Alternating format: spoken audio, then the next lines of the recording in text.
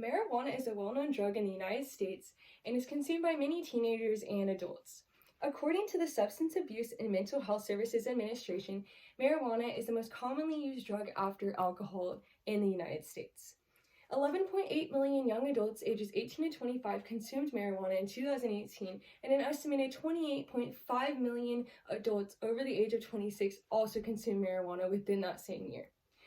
DISA Global Solutions provides a map showing all of the states and the laws regarding marijuana in each state. Currently, marijuana is legal in 11 different states, but in Texas, it is not legal recreationally, and only in rare circumstances is it able to be used medically. Now, I do not condone the use of drugs. I do not do drugs, but today I'm just here to open your minds up to the benefits that marijuana has on the public and hopefully give you a new perspective.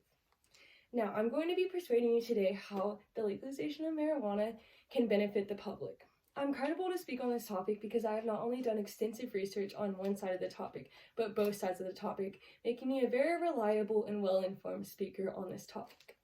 Now, the main points I will be discussing to persuade you is that marijuana can be used medically to help benefit the public. It can also be used economically. It can end racial disparity, and it can lower crime.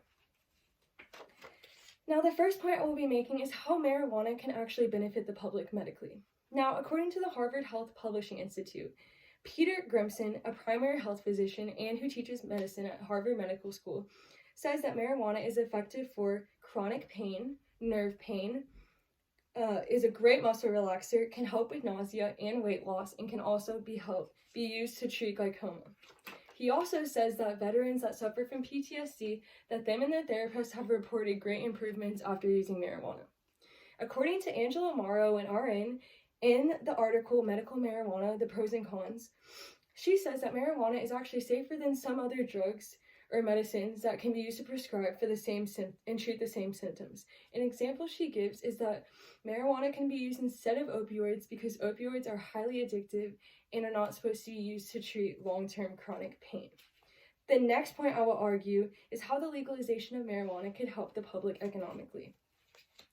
Now, we're all aware of the pandemic going on in our world right now, and according to CBS Austin, how the legalization could alleviate Texas' economic losses from the shutdown, Texas could lose billions of dollars from this pandemic because of all the jobs lost and the unemployment has risen. Heather Fresno, the director for Texans for Responsible Marijuana, reports that the legalization of marijuana could help and says that if marijuana is legalized in Texas, the state could receive up to $1 billion in tax revenue, which could be used to help fund education and health and human services. Dr. Mike Sadler says that the legalization of marijuana could help the state and create more jobs. Legalizing marijuana can also save the United States a lot of money by ending the enforcement of marijuana laws. In the article, How Marijuana Legalization Could Benefit the Criminal Justice System, Jorgensen reports that between $600,000 and $300 million is spent alone on arrests for marijuana, and it costs about $1,000 for each arrest, and between $30,000 and $35,000 to house an inmate each year. So, by ending the enforcement of marijuana laws, this could save the United States a ton of money by not having to enforce these laws. Now, my third point I would be discussing today is how the legalization of marijuana could help end racial disparity associated with this drug. Now, according to the ACLU, the Marijuana Infractions Unfairly Enforced Against Marijuana of People of Color in California, according to them, marijuana is consumed at similar rates by Black people and white people, yet in 2010 a report was done and showed that Black people were 3.73 times more likely to be arrested for marijuana possession than white people nationwide. Now, Margaret Dooley-Simile, the Criminal Justice and Drug Policy of ACLU, says that racial disparities in marijuana enforcement are long-standing and legalizing marijuana could help with this disparity. Also, Simile says that low-income families, so like if you have a low-income family and one of these family members gets arrested for a marijuana charge, it could be up to a $100 citation for this drug offense, and that could affect them getting into college, getting a job. So by ending the enforcement of marijuana laws, this could prevent these people from getting arrested over a minor drug offense.